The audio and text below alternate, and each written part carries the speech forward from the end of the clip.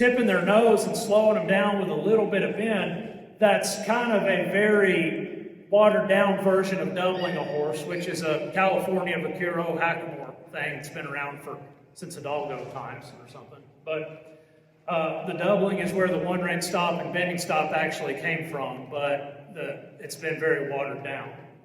But you should be able, your horse should know about all of them.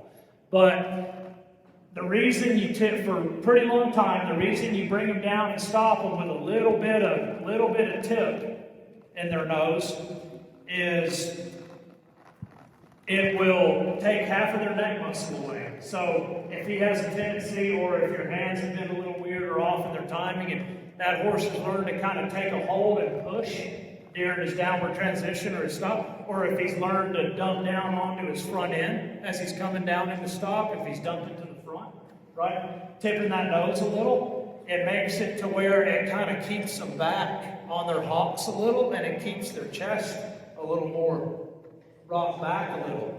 See, if we pull even right here, it almost, I'm a horse, it almost makes me want to take a hold of that and dump my weight to the front in that stop. But look, if we take one right here, and I go to push into that, see how it can keep them off of their front end.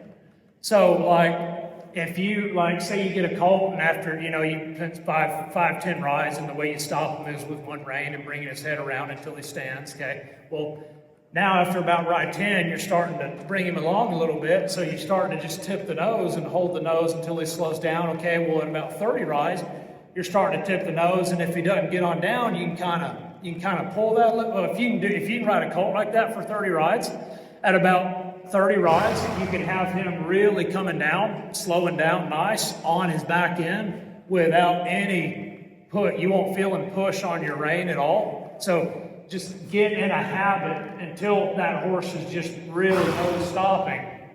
Always stop him a little more with one rein than the other. You're still pulling both, right, if he's not stopping, but it's just that little bit of nose offset. Okay, so with that being said, you guys just go around, let's all go to the right, and we're just going to do trot-stop transition.